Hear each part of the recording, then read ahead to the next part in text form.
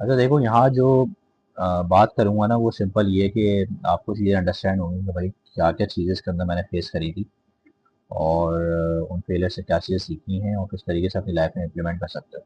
ठीक है, मैं थोड़ी सी अपनी सीए की जर्नी शेयर कर देता हूँ। जब मैंने सीए स्टार्ट किया था 2017 के अंदर ना, बिल्कुल एंड में दिसंबर के अंदर, तो अ, उस टाइम पे मैंने एएफसी के अंदर एडमिशन लिया था, मुझे याद है दिसंबर के अंदर ना। अब एएफसी का सीन ये था कि उसमें 4 सब्जेक्ट उस टाइम पे होते थे। अभी ये पीआरसी लेवल पे कन्वर्ट हो गया नए स्कीम के अंदर। तो उस टाइम पे ऐसी बात है, ए लेवल्स के ग्रेड्स के साथ साथ ये माइंडसेट बना हुआ था कि यार चलो चीज़ें आराम से निकल जाएंगी, मसला नहीं होगा। तो एडमिशन टेस्ट जो कि इंस्टीट्यूट का अपना इंटरनल एडमिशन टेस्ट था, वो तो अलहमदिल्ला क्लियर हो गया था अच्छे तरीके से, बड़ा काफ़ी कॉन्फिडेंस बूस्ट अप हुआ था। ठीक है। जब एएफसी में आया तो एएफसी में भी ठीक है, मुनासिब मेहनत करी थी। मतलब मैं ये नहीं बोलूँगा बहुत ज़्यादा हाई पे पढ़ा हो, या मतलब जिस तरह पढ़ना चाहिए उस तरह चीज़ें स्टडी करी हो, वो चीज़ नहीं करी थी। लेकिन at the end of the day जब रिजल्ट इसका अनाउंस हुआ था मार्च के बाद जाके जब अटैम्प्ट दी थी, तो अलहमदिल्ला सारे इसके जो एग्जाम्स थे चारों, वो क्लियर हो गए थे फर्स्ट अटैम्प्ट में। ठीक है। ये कोई इतनी बड़ी अचीवमेंट मैं इसको इसलिए नहीं बोलूँगा क्योंकि कंपैरेटिवली दूसरे लेवल्स के मुकाबले में ये लेवल काफ़ी कंपैरेटिवली ईजी है। मतलब कंप्यूटर बेस्ड एग्जाम होते हैं एमसीक्यूज में, तो फिर भी आपके पास 25% चांस होता है करेक्ट गेस करने का, अगर आपको कुछ चीज़ नहीं भी आती है। ठीक है। जब कैफ लेवल पे आया था तो कैफ लेवल में कुछ चीज़ें ऐसी थी जो मुझे शायद बिफोर हैंड अगर पता होती ना, तो मुझे लगता है मैं ज़्यादा अच्छा ऑपरेट कर सकता था। ठीक है, उसको हम बाद में डिस्कस करेंगे, पहले हम देख लेते हैं है क्या।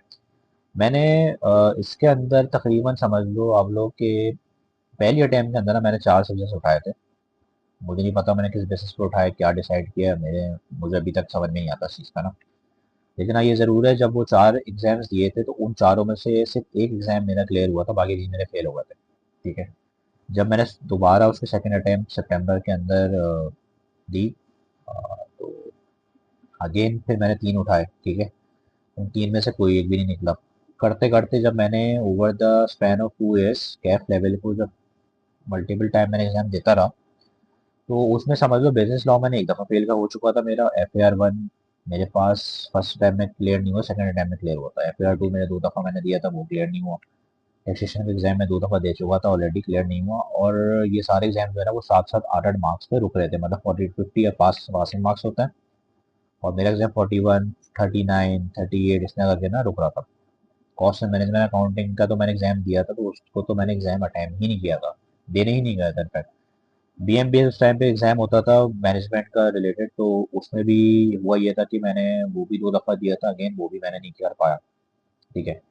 तो ओवरऑल अगर देखा जाए तो 9 दफ़ा मैंने मुख्तलिफ टाइम पीरियड के अंदर जो है ना वो फेलियर्स देखे थे एग्जाम के सूरत में, जो उस टाइम के अंदर कोई भी मेरे हिसाब से बंदा नहीं देखता। ठीक है, ऑब्वियस सी बात है, जब आप वो लेवल्स या ए लेवल्स एंटर करके आ रहे होते हो, तो इतना तो बहुत ही कोई खराबी वो स्टूडेंट होगा जो फेल हो रहा होगा उन एग्जाम्स के अंदर। ठीक है, एक ऑन एवरेज बच्चा अगर पढ़ रहा है, चीज़ें सही मेंटेन कर रहा है, तो यार पास तो हो जाता है वो अच्छे नंबरों पर। ठीक है। तो सीए में जब फर्स्ट टाइम आके आप फेल होते हो तो चीज़ें बहुत ज़्यादा डिफरेंट हो जाती हैं, आपका माइंडसेट बहुत डिपेंड करता है, साइकोलॉजी आपकी पूरी चेंज हो जाती है यहाँ पर। तो ये चीज़ें बहुत मैटर करती हैं। ठीक है। सवाल आता है कि मैंने ये जर्नी छोड़ी देखो इसमें ना एक चीज़ अंडरस्टैंड करो, ये मैंने खुद एनालिसिस लगाया था जब मैं मतलब काफ़ी स्ट्रेसफुल सिचुएशन से गुजरा था, तो मुझे काफ़ी चीज़ें फेस करने को मिली थी ना। एक तो ये कि मेंटली ड्रेन हो गया था और बर्नआउट अच्छा खासा हो गया था। ठीक है। और बहुत सारे फैक्टर्स थे जो मैंने शायद शुरू में इनपुट ही नहीं किए थे, उसको अपनी रिसर्च स्टडी के अंदर लिया ही नहीं था कि भाई यहाँ पर अगर मैं इसके अंदर एंटर हो रहा हूँ तो मुझे क्या क्या चीज़ें फेस करना पड़ेगी। बंदा मेंटली और फिजिकली रेडी हुआ था उस चीज़ के लिए, तो मैं रेडी नहीं था। ठीक है। आर्टिकलशिप का जो फैक्ट है वो ये चीज़ है कि भाई ऑफिस में जब आप 8 बजे पहुंचते हो आर्टिकलशिप के लिए, तो उससे पहले और उसका जाने का टाइम तो 8 बजे है, मगर वापसी आने का टाइम नहीं है। ठीक है। बड़ी फर्म्स के अंदर आपका कल्चर सिंपल ये है कि आप 8 बजे पहुंच जाते हो, काम करते हो ऑडिट का। ठीक है। ऑडिट का काम बहुत ज़्यादा एक तरह से कह सकता हूँ कि एक तो प्रेशराइज वाला काम होता है, और मेंटल आपको स्ट्रेंथ काफ़ी ज़्यादा चाहिए होगी ना, मतलब एक मेंटल इनपुट बहुत ज़्यादा चाहिए। आप कंटिन्यूसली एनालिसिस कर रहे होते हो, एरर्स फाइंड आउट कर रहे होते हो, फिर उसका सोर्स डॉक्यूमेंट ढूंढते हो, चीज़ें आप देखते हो, मैनेजमेंट से बार बार आपको इंक्वायरी करना पड़ती है। ठीक है। तो ये सब चीज़ें आप कंप्यूटर के सामने बैठ के सारा देख रहे होते हो, तो मतलब रनिंग का बहुत ज़्यादा काम है। ठीक है। क्रॉस चेकिंग और सब चीज़ें हैं। तो ये काम ठीक है आप 12 घंटे कर सकते हो 1 हफ्ते तक कर सकते हो, 2 हफ्ते तक कर सकते हो, 3 हफ्ते, 4 हफ्ते। मगर ये पूरा जो सेम रूटीन है, ये आप 4 साल ठीक है कर सकते हो, मगर मेरे हिसाब से मैं मतलब मेरे लिए तो मुझे फिजिबल नज़र नहीं आता ये चीज़ ना। मतलब कि एक बंदा यही 12 घंटे का रूटीन रखे, तो उसके बाद वो क्लासेस भी ले, ठीक है, और उसमें नींद भी पूरी करनी है उसको। नींद अगर आपकी 6 घंटे से कम कुछ दिन रह जाती है, तो फिर आप कंटिन्यूसली भी बीमार हो जाते हो, फिर जाए बहुत सारी चीज़ें होती है, ठीक है।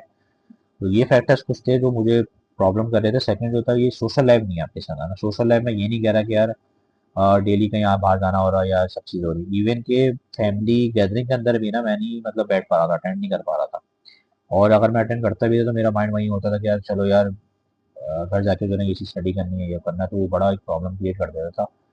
थर्ड जो चीज़ जो मुझे काफ़ी फील होती है वो ये कि भाई इसमें जो है ना वो एक तो प्रॉपर गाइडेंस नहीं है। मतलब पाकिस्तान में ओवरऑल अगर आप देखो ना करियर काउंसलिंग वाली चीज़, वो आपको बहुत कम देखने को मिलेगी। बहुत ही कम टीचर ऐसे होते हैं जो आपको बैठ के बोलेंगे यार ठीक है यार देखो ये चीज़ें हैं और ये चीज़ें आपको ऐसे फॉलो करनी है, ये चीज़ों को आपको अवॉइड करना है, ठीक है। और फिफ्थ चीज़ जो बहुत ज़रूरी होती है कि वो होती है प्लानिंग। प्लानिंग कौन सी प्लानिंग? रियलिस्टिक प्लानिंग की बात कर रहा हूँ मैं, ठीक है। जैसे मिसाल के तौर पर 4 सब्जेक्ट की जगह 3 सब्जेक्ट, उसके आवर्स वर्कआउट करना, ठीक है। कि भाई अगर मिसाल के तौर पर अप्रैल में रिजल्ट आ रहा है तो आपके पास तकरीबन रफली जो 4.5 महीने, वो 4.5 महीने में आपको 3 सब्जेक्ट का सिलेबस कंटेंट कैसे कवर करना है। फॉर एग्जांपल आपके पास जो बुक्स हैं, कोर्स प्रोवाइडेड है, उसके अंदर मिसाल के तौर पर 2000 पेजेस हैं, उन 2000 पेजेस को आप कैसे कवर करोगे। उसके बाद उनको आवर्स में डिवाइड करके, तो इस तरह कैलकुलेशन करके आप एक कैलकुलेटेड लिस्ट लेते हो कि भाई मुझे इस चीज़ में डेली में आपको ये करना है कंप्लीट, तो आपको पता होता है back of the mind daily में आपका ये टारगेट है। तो बगैर प्लानिंग के भी काफ़ी मतलब इश्यूज वगैरह हुए थे, तो वो मैं समझता हूँ कि भाई बेहतर था कि मैंने छोड़ दिया उस टाइम, मैंने अच्छा हुआ, ठीक है। करंट सिचुएशन की बात करें तो उससे कंपेरेटिवली चीज़ें मैं कहता हूँ ऑलमोस्ट तकरीबन सेम ही है। मगर यहाँ पर जो सबसे बड़ा चेंज है ना वो माइंडसेट का चेंज है, ये बात याद रखना, ठीक है। देखो जॉब अभी भी जो है ना वो 7:30 से 5 बजे तक की तो है। लेट सेटिंग मेरे ऊपर डिपेंड करता है, मैं कर लेता हूँ कभी कभार, जैसे काम का लोड होता है तो मैं कर बैठ जाऊँगा। ये एडवेल है, ठीक है। वहाँ पर ये चॉइस नहीं थी। वहाँ पर एडवेल वाला कहानी तो नहीं थी, जब तक आपको मैनेजर बोल रहा है काम करना है या जब तक आपको क्लाइंट की रिक्वायरमेंट है आपको बैठना पड़ेगा, ठीक है। यहाँ पर भी ऐसी ही है, बिल्कुल ऐसी बात है, ठीक है।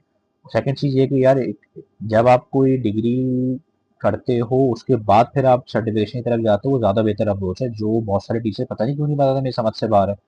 मतलब मेरे लिए आप 20,000 रुपए के कोर्स की फीस हासिल करने के लिए बच्चे का फ्यूचर दाव पे लगा दोगे। आप उसको इनफैक्ट बोल दो कि भाई सिंपल पहले डिग्री कर लो, उसके बाद आप ये चीज़ कर सकते हो, ऑप्शन देने ज़रूरी होते हैं, ठीक है। तो ये मैं समझता हूँ कि यार एक मतलब टीचर का एक राइट बनता है और स्टूडेंट का हक है कि भाई उसको ये चीज़ पता होना ज़रूरी है, ठीक है।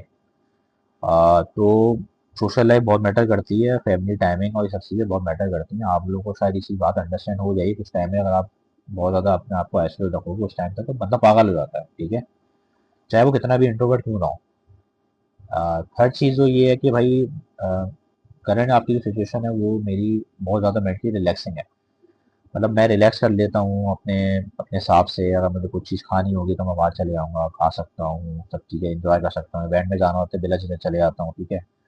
उससे बहुत ज़्यादा फ़र्क पड़ता है, मेंटल हेल्थ पे बहुत ज़्यादा फ़र्क पड़ता है, ठीक है। सेकंड फिफ्थ फोर्थ चीज़ मैं बोलूँगा वो मैंने उस टाइम पे daily reading other than course books ना बहुत ज़रूरी है जो मैंने रखी है। अच्छा, मुख्तलिफ बुक्स हैं जैसे वो रीड करने का भी फ़ायदा, जैसे मैं दिखा देता हूँ, एक दो बुक्स मेरे पास हैं। देखो एक तो ये रही, ठीक है, इस तरीके ये बुक्स हैं, और ये रही, ठीक है। इससे फ़ायदा ऑब्वियसली बात है ये कि भाई देखो आपको ना अदर देन कोर्स मटेरियल या जो भी आपकी फील्ड है, कॉमर्स की है, इंजीनियरिंग की है, कंप्यूटर साइंस की है, उसके अलावा भी जो है ना दूसरे डोमेन में आपको लर्निंग अपनी कंटिन्यूसली रखना पड़ती है, बहुत फ़ायदा होता है, ठीक है। डेली लर्निंग की बात की जाए तो डेली लर्निंग में ना मैं मुख्तलिफ अपने सब्जेक्ट्स ऐड ऑन करता हूँ जो अदर देन फील्ड है। उससे एडवांटेज ये होता है कि जब आप अपने डोमेन से निकल के थोड़ा कंफर्ट जोन से बाहर निकल के काम करते हो तो आपको बहुत सारी चीज़ें अंडरस्टैंड होती है। मिसाल के तौर पर एग्जांपल दे रहा हूँ, साइकोलॉजी। साइकोलॉजी इस चीज़ में हेल्प करेगी कि किस तरीके से लोगों से कम्युनिकेट करना है, नॉन वर्बल क्यूज आप कम्युनिकेशन में बहुत ज़्यादा हेल्प आउट करते हैं, डीलिंग, नेगोशिएशन और अच्छे रिलेशनशिप मेंटेन करने में बहुत ज़्यादा हेल्प आउट करते हैं। तो ये चीज़ मैं बोलता हूँ कि भाई बहुत मैटर करती है, जो मुझे उस टाइम पे शायद टाइम ही नहीं मिल रहा था ये चीज़ सोचने का भाई कि ये चीज़ भी मैटर करती है, ठीक है। तो ये कुछ रीजन थे जिसकी वजह से जो भाई मैंने वो सही टाइम पे छोड़ दिया। छोड़ने का जो मेरा पीरियड था वो तकरीबन समझ लो 2020 के मिड में ही कहीं था, ठीक है। तो इस टाइम पे मैंने फिर ये यहाँ से ड्रॉप आउट हो गया।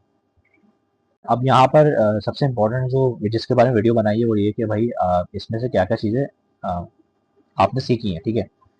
तो पहले तो मैं बोलूँगा कि भाई आपको प्रेशर हैंडल करना आना चाहिए, ठीक है। ज़ाहिर है जब ये चीज़ उस टाइम पे एग्जाम्स वगैरह दिए थे तो बहुत ही प्रेशर आता, मैंने पहले ही बताया था। बस स्टूडेंट जो है ना वो पास होता हुआ आ रहा होता है 1 से लेकर 11 तक, फिर वो ए लेवल्स और इंटर वगैरह में भी पास हो जाता है किसी ना किसी तरीके से, मगर जब फर्स्ट टाइम पे उसके बच्चे के पेपर फेल होते हैं तो वो बहुत परेशान होते हैं, बोलते हैं ये क्या चीज़ हो गई, ये तो बड़ा नई चीज़ है, एक्सपीरियंस है। और फिर वो जो है ना वो उसी को कोप नहीं कर पाता कि यार मैं सोसाइटी क्या सोचेगी और ये सब चीज़ें जो होंगी एक्सपेक्टेशन वगैरह। तो ये प्रेशर उस टाइम पे बंदा जब फीलियर का प्रेशर लेके उससे चीज़ें सीख लेते हैं कि भाई देखो उसको एक डिफरेंट पर्सपेक्टिव भी हो सकता है मैंने ये चीज़ गलत करी हो सकता है भाई ये चीज़ गलत हुई हो, मुझे ये चीज़ इंप्रूव करनी चाहिए। तो रादर देन ब्लेमिंग एवरीथिंग, आप ये कर सकते हो सिंपल कि आप देखो भाई आपने क्या चीज़ें लैकिंग रखी है जो आपके कंट्रोल में थी तो उसको कंट्रोल करो, जो कंट्रोल से बाहर उसको टेंशन लेना छोड़ दो, सिंपल एज दैट, मैं यही बोलूँगा। सेकंड चीज़ ये कि भाई स्टैग्नेंट और ग्रोथ माइंडसेट का बहुत फ़र्क होता है। उसमें सिंपल ये कि आप जब सोशल लाइफ की बात करते हो, अपने सॉरी ग्रोथ माइंडसेट की जब बात करते हो आप, तो वहाँ सिंपल आप ये करते हो कि भाई आपका ये होता है कि आप ओवर कॉन्फिडेंस नहीं होगे, आपका लाइफ लॉन्ग लर्निंग वाला सिनेरियो होता है कि ज़िंदगी में कोई भी चीज़ अचीव कर लो, आपको चीज़ें सीखती रहना चाहिए और आप कंटिन्यूसली डेली इंप्रूवमेंट करते रहो, क्योंकि चीज़ें बहुत ज़्यादा इवॉल्व हो जाती हैं। अगर मैं एग्जाम्पल कंप्यूटर साइंस की फील्ड में, कंप्यूटर साइंस की फील्ड में आपके पास डेली कोई ना कोई नई इन्वेंशन हो रही होती है, चीज़ें चेंज हो जाती है अच्छी खासी, आप अगर अप टू डेट नहीं रखोगे बहुत प्रॉब्लम हो जाएगी। सेम सिनेरियो आपके पास लॉ के अंदर है, लॉ के अंदर भी आपको नए नए आपके पास प्रेसिडेंट्स लॉ के केसेस सब चीज़ें आ रही होती हैं। अकाउंट फाइनेंस के अंदर बात करोगे तो अकाउंटिंग के rules and regulation continuously basis पे साल भर साल 6 महीने में चेंज हो रहा है। टैक्सेशन की बात करोगे उसमें भी सेम सिनेरियो, बिजनेस लॉ के अंदर भी सेम है। तो चेंजेस आती रहती हैं, इवन मेडिकल के अंदर भी नई नई मेडिसिन आती हैं और नए नए बीमारी आती हैं, उनके बारे में स्टडी डॉक्टर्स को डेली बेसिस पे या वीकली बेसिस पे करना जरूरी है ताकि अप टू डेट रहे। तो ये आपका ग्रोथ माइंडसेट होता है जो सीए में मैं समझता हूँ बहुत मैटर करता है और इवन हर फील्ड के अंदर मैटर करता है। अगर स्टेगनेंट माइंडसेट है कि यार ये तो मुझसे हो नहीं सकता, ये मैं कर नहीं पाऊंगा, देखो वो यकीन वाली बात करूंगा, जो कंट्रोलेबल फैक्टर्स है उनको कंट्रोल करो, जो कंट्रोल से बाहर है उनको छोड़ दो उनके हाल पे, ठीक है। क्योंकि उनके बारे में अगर आप टेंशन लेना छोड़ दोगे तो बहुत ज़्यादा फिर स्ट्रेस हो जाएगा, उन पर डिप्रेशन जो है ना इंसान को होने लगता है। थर्ड चीज़ जो थी वो मैं ऐसे बात करूंगा कि भाई सोशल लाइफ मैटर करती है। आप ऐसा भी नहीं हो कि भाई कोई गोल आपने सेट किया उसमें आप इतना ऑब्सेस हो गए कि आपने अपनी हेल्थ को छोड़ दिया, मिलना जुलना छोड़ दिया। तो ये बड़ा खतरनाक सीन हो जाता है, मिलना जुलना जरूरी होता है, वो सोशल एक एनिमल है, ऑब्वियस सी बात है, इंसान भी उसका मिलना बहुत ज़रूरी होता है, ठीक है। फैमिली गैदरिंग हो गई, आप इवन अपनी फैमिली मेंबर से भी अगर बैठ जाओ तो बहुत सुकून आपको मिलता है, ठीक है। वो चीज़ पे अगर आप बात करोगे तो वो आपके पास आती है कि भाई फेलियर से कैसे डील करें। फेलियर सिंपल डील करने का तरीका ये कि उनसे चीज़ें सीखो और कोशिश करो कि जो गलती उस टाइम पे करी है वो रिपीट ना हो, ठीक है। तो ये इसका सबसे आसान तरीका यही है। ये नहीं कि आप वही मेथड इस्तेमाल करके आप डिफरेंट रिजल्ट एक्सपेक्ट करोगे तो फ़ायदा नहीं है, आपको थोड़ा अपने मेथड चेंज करना पड़ेंगे, ठीक है। फिफ्थ चीज़ पे जो मैं बात करूंगा वो आपके पास ये कि कोपिंग में डिप्रेशन। डिप्रेशन देखो मैं एक बड़ा एक सिंपल बता देता हूँ। डिप्रेशन आपको जब होता है जब आप लाइफ में ग्रोथ नहीं कर रहे होते, ठीक है।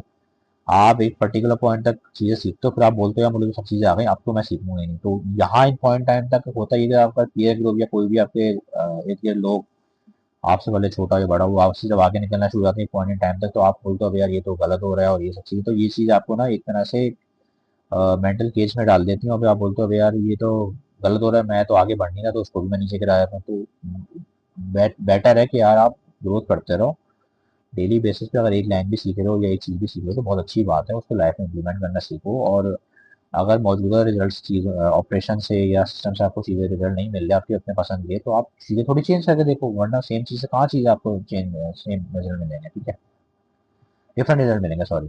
अच्छा लास्ट में जो मैं बात करूंगा वो ये कि finding what is best suited for my personality. देखो कभी भी याद रखना सेल्फ अवेयरनेस भी मुझे काफ़ी अच्छी चीज़ मेरे को यहाँ से मिली है कि आपको अपनी पसंद नापसंद, आपकी अपनी कैरेक्टर ट्रेट्स, पर्सनैलिटी ट्रेट्स ये बहुत मैटर करती है करियर चॉइस के अंदर भी। आपको आपके अपने आप से बेहतर कोई नहीं जान सकता कि आपकी अपनी पर्सनैलिटी क्या है, आपको क्या पसंद नहीं है। हाँ बहुत सारे लोग ये भी कर सकते हैं कि मिरर टेस्टिंग, जिसको मैं कहता हूँ कि आप अपने क्लोज फ्रेंड्स फैमिली मेम्बर से पूछ सकते हो कि भाई मुझे बताओ कि भाई ऑनेस्टली मुझे एक जवाब बताओ कि मैं किस तरह का बंदा हूँ, क्या सब चीज़ें वो आप मुझे ले डाउन कर दो ताकि मैं उस पर ना वर्कआउट करना शुरू कर दूँ। और ऑनेस्टली दिल बड़ा करके आपको वो चीज़ सुनना पड़ेगी और लिखो उसको पेपर पे कि भाई ये चीज़ है, तो उसको वर्कआउट करो, सोल्यूशन ढूंढो। एग्जाम्पल दे रहा हूँ कि भाई बंदा स्टबर्न हो सकता है कि भाई नहीं यार मैं तो ये करूँगा, ये सब चीज़ें है, तो वो थोड़ी अपनी स्टबर्ननेस ब्रेक कर सकता है, थोड़ा एक डिफरेंट पर्सपेक्टिव ढूंढ सकता है, देख सकता है। तो ये इसके तरीके होते हैं ढूंढने गए। मिसाल के तौर पर मैं थोड़ा एक्सट्रो मैं अच्छा खासा एक्सट्रोवर्ट बंदा हूँ ना, ठीक है। मुझसे ये नहीं होता कि भाई घर में अगर मैं ज़्यादा लंबे अरसे बैठ जाऊँगा तो मैं पागल हो जाऊँगा। मुझे बाहर निकलना मेरे लिए बहुत ज़रूरी है, लोगों से मिलना भी मेरे लिए बहुत ज़रूरी है, ठीक है। तो मैं बहुत बेटर फील करता हूँ जब मेरी एनर्जी काफ़ी फिल आउट हो जाती है, जब मैं लोगों से मिलता हूँ, ठीक है।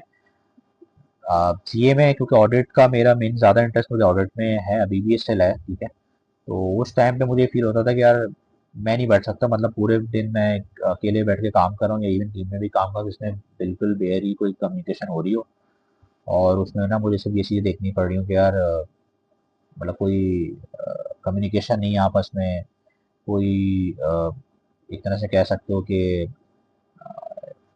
सोशल गैदरिंग टाइप की कोई चीज़ नहीं है, या इस तरह की कोई इंटरेक्टिव वाली चीज़ नहीं है जैसे मैंने टीचिंग में अमूमन देखी है, ज़्यादा होती है कंपेरेटिव, इसी वजह से इसको मैं टीचिंग को ज़्यादा इंजॉय करता हूँ। तो वो वाली चीज़ में ना मिसिंग थी, तो वो मेरी पर्सनैलिटी का ये चीज़ भी ना मैच नहीं हुई, ठीक है। और बहुत और भी डिफरेंट चीज़ें हैं जो मुझे बेस सारी पर्सनैलिटी को सूट नहीं कर, तो इसी वजह से मेरे लिए सीए नहीं है बेस्ट ना, ठीक है। और लोगों के साथ बेस्ट हो सकता है, तो उसके लिए आप सेल्फ अवेयरनेस का एक सिस्टम कर सकते हो कि भैया लिखो पे ऑन पेपर कि भैया मुझे ये चीज़ें पसंद है, मैं ये चीज़ें कर सकता हूँ, और उसको मैं कंपेयर करके देख लो कि भाई ये मेरे लिए बेस्ट सूटेड रहेगा नहीं रहेगा, तो इस तरह कर सकते हो, ये ज़्यादा अच्छी अप्रोच रहती है, ठीक है। तो आई होप कि कुछ ना कुछ तो सीखा होगा इस वीडियो से, और अगर कुछ सवाल क्वेश्चन वगैरह रिलेटेड हो सी जर्नी से मुझसे ज़रूर पूछ सकते हो भाई, या कोई भी करियर एडवाइस चाहिए हो या डिफरेंट कोई मशवरा करना तो भाई ज़रूर पूछो, ठीक है। थैंक यू, अल्लाह हाफिज़।